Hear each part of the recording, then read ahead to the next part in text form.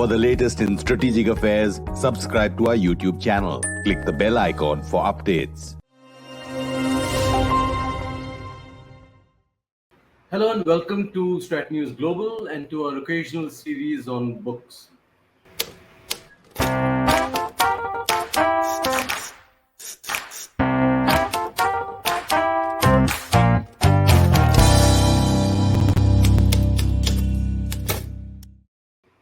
This evening we are looking at the China factor, Beijing's expanding engagement in Sri Lanka, Maldives, Bangladesh and Myanmar. And let me introduce you to the author, Shantanu Roy-Chaudhury. He is an M.Phil from Oxford University, St. Anthony's College. This is his first book, and he was earlier with the Center for Air Power Studies in Delhi. So, Shantanu, welcome, glad to have you. So, my first question, why the China factor? What made you write this book? Also, first of all, thank you for having me. And having been an avid follower of Strat News Global, it's an absolute pleasure to be on the other side of the screen for once. Coming to your question, a large part of why I wrote the book was the fact that it actually takes on from my M.Phil thesis that I wrote at Oxford, which was looking at Sri Lanka. And when I moved back to India in December 2019, I got a fantastic opportunity with the Center for Air Power Studies to build on and expand that research. So rather than looking at just Sri Lanka, I decided to broaden the horizon and include Maldives, Myanmar, and Bangladesh as well. And apart from wanting to understand what is happening with China in these countries on the political, economic, and defense fronts, I also wanted to give an insight into the domestic aspects of China to understand why we face a China that is the way it is today, as I've sought to do in my first two chapters. And I've aimed to somewhat club Beijing's internal dynamics and its foreign policy, since China's foreign relations stem directly from domestic compulsions. So, when you look at these four countries, Bangladesh, Sri Lanka, Myanmar, what is the common theme that strikes you? Is there a common theme here about China? Yes, the way I see it, the common theme, there's four reasons why, or four reasons that drive China's policy towards these countries. First, the countries examined are at different stages of economic development. They're all growing markets, and China depends on exports to maintain its enormous trade surplus, and therefore these markets provide ample business opportunities. Secondly, these countries play an important but varied role in China's need for energy resources and raw materials. The four countries in question either provide natural resources, access to the Chinese mainland by circumventing the choke points in Southeast Asia, or allow China to monitor the sea lines of communications. And drawing from the previous point, China has a keen interest in establishing both land and sea transport corridors as alternative routes that would not only bypass the Malacca dilemma, but also reduce time and cost. Finally, China's interests in the region also revolve around encircling India and preventing New Delhi's development into an Asian power that could directly challenge Beijing's position on the continent. By establishing deep forays into India's neighborhood, especially in the political and security domains, Beijing forces New Delhi to focus on its immediate surroundings rather than devote resources to and project influence in East Asia. Overall, China's interests revolve around building influence and gaining a geopolitical advantage over other major powers while trying to construct a China centric order in the region. So, do you think that strategy is working? To some extent, this is again, there are positives and there are negatives. China has, from 2013 onwards, when the BRI was first advocated, has been very successful in, coming into these countries and engaging the region. As my book also shows on the economic front, there are huge investments around India's neighborhood. On the other hand, now, and I feel increasingly as we go forward in time, we will see the drawbacks. At the beginning, countries were very happy to take on loans, very happy to have the Chinese come in and build a bridge, build a port, build an airport. And they were not thinking about the long term, when the loans have to get repaid, how much debt has it been accumulated. And that gestation period, I feel, is only now coming to an end. So moving on, we will increasingly hear of either more debt trap related topics, or countries trying to renegotiate with China, which again will put them in a sticky position and actually hinder, and prevent them from trying to achieve what they initially sought out to achieve. So let me take you up from there. Let's look at Sri Lanka. In the current scenario crisis that Sri Lanka finds itself, the Chinese have been awfully quiet, while India has been pretty proactive. Whether in terms of credit lines or food and fuel. Has China lost ground? Have we gained ground? Is this temporary? That's very true. Not only has China been very quiet, but instead of doing more to actively help Sri Lanka, they've repeatedly highlighted the causes for the crisis. In fact, Sri Lanka's ambassador in Beijing was told that the crisis was due to their own fiscal and monetary mismanagement, and China's foreign ministry spokesperson also linked the crisis on the island to the war in Ukraine when he was asked what China was doing to help. And while, of course, these are factors that add to the crisis in the country, it also shows the approach Beijing has taken. And furthermore, they've also been silent about Colombo's request to defer the loan payment. And this has definitely been noticed by the leadership in Colombo and possibly resulted in President Rajapaksa his remarks, where he stated that Beijing has shifted its strategic focus away from South Asia to Southeast Asia. So yes, I do believe that the situation in the country has combined to push back China, sorry, in Sri Lanka, and the country is likely to better weigh the dividends when dealing with China in the future. So India has gained some ground, although we don't know for how Definitely. long. Definitely. I mean, the way, if you see, New Delhi's reaction to the crisis, the materials that we've sent across, it definitely, and I think it is also resonating with the Sri Lankan people, with the elite, with the politicians, on where India stands and where China stands when it comes to, when a push comes to shove, so to say. But you could equally argue that there are also voices coming up. The other day there was a reference to apparently Gotabaya Rajapaksa saying Modi would put him under pressure to give some contract to a business group. So I presume these anti-India voices will always be there. That definitely. This is, if you look at any country, especially in India's neighborhood, the polarization of the domestic politics will always have those underlinings, and especially with the Rajapaksas, which are known to be much closer to the Chinese. I mean, despite the debt trap and all, the Rajapaksa's proximity to China would remain. Is that because they've got them into their grip, or how is it? There's no I think it's alternative? no, I think you are right. It is more because of the influence that they already have. To give you a good example, when the previous government overthrew Mahinda Rajapaksa, they sought to clamp down on China's investments. They sought to suspend the projects, but despite all their efforts, they couldn't do it. That is because China already had such an influence, had such a tight grip over the country, and same thing continues with the Rajapaksas, where even if they try to disinvest from China, they will be unable to easily do so. Interesting. Let's look at the Maldives. Now, you write here that um, you quote Mohammed Nasheed as saying that his country would have to pay $320 million to China. This was last year. And that 53% of the total revenue would be used for debt repayment. So the debt trap is actually a strategic tool that the Chinese have used fairly successfully. Yes, definitely. And at this point, I would also like to add that although there have been several studies conducted that seek to or that have sought to debunk the debt trap theory, I believe that so far it is too soon to draw concrete conclusions. Similar to like what I just said about how the BRI is just about a decade old, it's too early to make conclusions on whether it's not a debt trap, because only from now onwards will countries start to feel the pinch.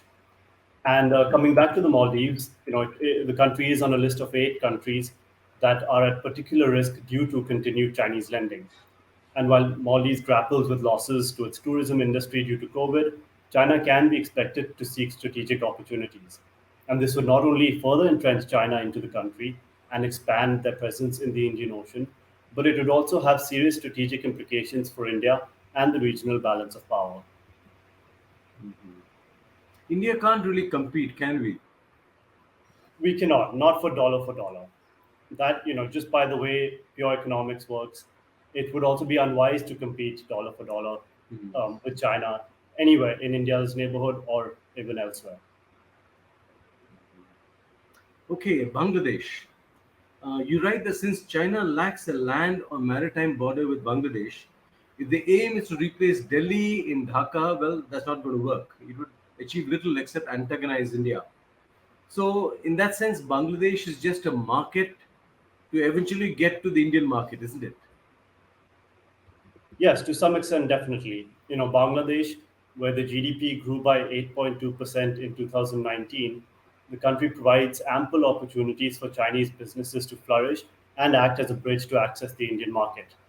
However, it is also an avenue to outsource Chinese manufacturing to the abundance of cheap labor in the country. However, where China's deep forays into India's neighborhood, as mentioned earlier, forces New Delhi to focus on its immediate surroundings. China's engagement with Bangladesh, especially on the security front regarding arms sales, helps or, helps their objective of keeping the pressure on New Delhi. And at this point, Bangladesh, it's important to add that Dhaka has been extremely cautious and astute, has taken a cautious and astute approach when engaging with China and China's overtures, which actually limit the economic concerns when you compare it to other countries in India's neighborhood, where China has heavily invested.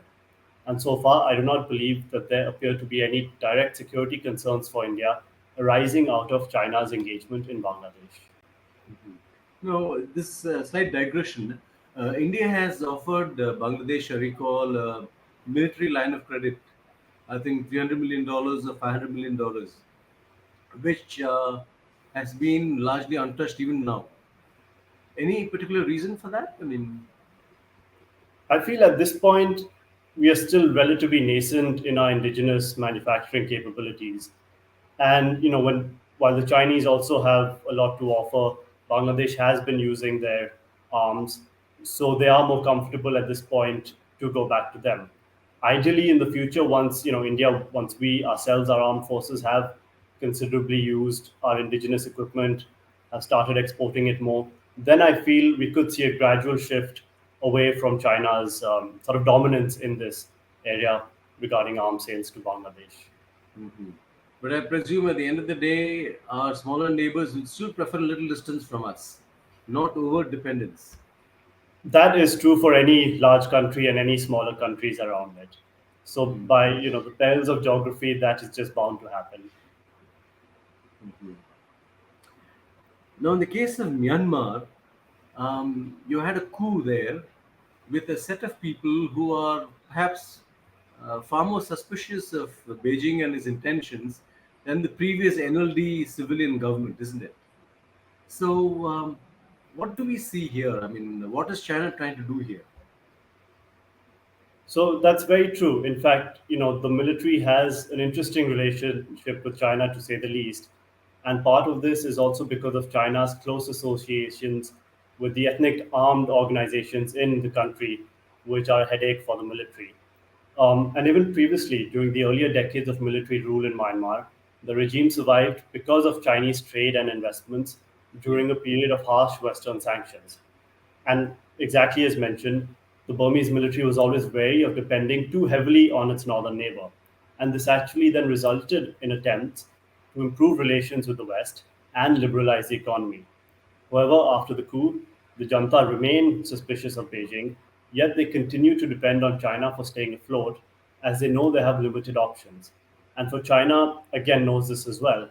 So they have been, in fact, soon after the coup, you saw them recognizing indirectly the military junta. And then they've also been pushing for their BRI projects within the country. So they're trying to use that as an angle, as a sort of leverage to say that, you are in a tight spot, allow us to continue our investments, start new investments, and this will also line your coffers while shielding you from other sanctions and sort of alleviating other economic problems that could arise.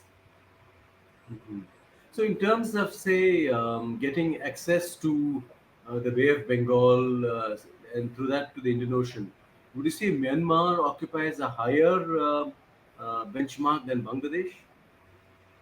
Yes, definitely. This is also because you've got a huge border between Yunnan province in China and with Myanmar, and you already have oil pipelines which traverse the length of the country all the way to the border. So in that sense, this has already been developed. It's already in progress, and because you don't have to go to a third country, China would definitely view Myanmar as the preferred option rather than going through Bangladesh and then upward onto the country. So, how successful do you think the Chinese have been so far In Myanmar, or in Myanmar? again, this it's always a balance, because on one hand, like we just spoke, the military does not like China. The people, in fact, the Burmese people, they view China as sort of supporting the military, which it has been Yeah. doing. So at the ground level, again, China is not viewed favorably. But at a strategic and geopolitical level, China has been using whatever leverages it can to extract as much as it can from the Burmese, which to some extent, because of the coup, because of the economic situation they are in, I feel they will be able to continue doing this. Although it is important to note that the Burmese may allow this to some extent, or they will allow it because of the situation, but they will not be happy about it. They will try and limit China's presence as much as they can, having learned from previous experiences with dealing with the country. If the given that the situation in Myanmar has shown no sign of stabilizing, in fact, the war appears to be spreading, even in those areas where the ethnic group is the same as that in the army. Um, where do you see this going, and where does China? What could China end up holding finally? So unfortunately, there doesn't seem to be an end in sight at this point, because the armed organizations continuously fighting the military, the people have still not reconciled with the junta. And for China, this again, bodes two different. It's a fork. On one hand, you have them supporting the military and trying to basically get peace in the country. Because again, if there is no peace or there is unrest, then China's projects, its investments are also under threat. As we did see initially, soon after the coup, you saw Chinese factories being burnt down. Then there were threats to the oil pipeline, as mentioned earlier. So China does want a peaceful neighborhood. It wants a peaceful Myanmar to ensure that its own strategic interests are not hampered upon. But to do so, China is unwilling to, put pressure on the military to either come to peace talks or bring them to the table. So on that front, you have a sort of predicament where, on one hand, China wants a peaceful Myanmar, but they're not willing to put or use the influence that they have on the military to bring them to the table and to sort of to figure out a peaceful way of resolving the situation in the country. Now, as I was going through your book, I found that in each chapter, whether Maldives, Bangladesh, whatever, you're given a sense of the Indian response too, in various dimensions. So, broadly, what is your sense of the Indian pushback? What shape is it taking? How successful is it? So, like I mentioned, competing dollar for dollar is not the way to Yeah. approach things, which I think now has been understood. And that's a great realization, because we just cannot match China's economic prowess. But what we have been doing, which is also enlightening to see, is that we are engaging all of these countries on a broader level. So with during one of my interviews with someone in the Maldives, that person was telling me that apart from just the MEA or the armed forces that coordinate with their Maldivian counterparts, you also have the police services, the judicial system, civil society. So that level of engagement has been increasing, which will always help, because that's the more the people understand where we come from, what India is doing, what New Delhi's objectives are, then the more disposed they will be to have a favorable outlook on India. And similarly in Bangladesh, Myanmar, of course, again with the coup, we have been treading the middle line, and even with Sri Lanka, where, like we spoke about, because of the economic crisis, we have been able to send significant supplies and help the country out. But what would be great to see is that, especially with some of these countries, while we do have these programs, there is scope to enlarge them. So rather than, let's say, you have a police delegation of 5 people going, there is easily scope to increase that collaboration, to have more trips, and to sort of widen the engagement in that sense, rather than just funneling in money to the country and doing big ticket projects, so to say, which is usually the way that China goes forward. Yeah. Would you say this is increasingly the Indian response that is happening, that is taking shape? Yes, definitely. Initially you didn't, or as long as I've been looking at it, it's looking at past records to now, you do see a more broadening, a more robust, a more also proactive role, which is not centered towards countering China. That should also not be the case. Yes, of course, the undertones are there, but it should be on improving just bilateral relations, helping other countries as much as we can, increasing collaborations on different sectors and various aspects. And in turn, all this will help counter China in the region. Since all this is with this, so much of focus is on countering China. How come you didn't put Nepal into this book? No, You were that's only a looking that's, at maritime dimension. that's a great question. So part of the reason was that I wanted to focus on these countries in depth, as not much is generally known, is what I felt, outside the strategic circles about China's engagement in Maldives, Bangladesh, and Myanmar. Comparatively, there has been interest in Nepal, and Sri Lanka was again included because it came from my thesis at university. And additionally, I also made it a point to include Myanmar, because one does not automatically include the country when looking at South Asia or India's neighborhood. And it is, unfortunately, often forgotten that we share a 1,600-kilometer border with them that makes Myanmar extremely important for our strategic Absolutely, yeah, calculus. absolutely. But on Nepal, hopefully, maybe a next book, I could focus more on the countries I've left out in that Mm. sense. So, anything else? Any further book you have in mind, Shantanu? Well, at this point, let's see, take my research forward. Again, a lot is happening. In fact, one of the problems I did have while writing my book was when to sort of draw the line and stop writing, Mm. because we live in such a dynamic region. There were Absolutely. often times when I finished writing, I would go back, add a couple of lines on what happened, but then realize that if I kept doing this, then I would still be writing the book. So there will definitely be enough material to take research forward on these topics. So, Shantanu, great effort. Congratulations, and hope you we see more of your writing in future. Thank you very much. Thank you very much. It's a pleasure being here. And for those of you who joined us on this conversation, do subscribe to our YouTube channel.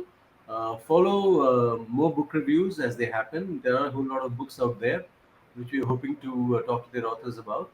And looking forward to your comments and observations. Follow us on Twitter and other social media. Thank you and good night.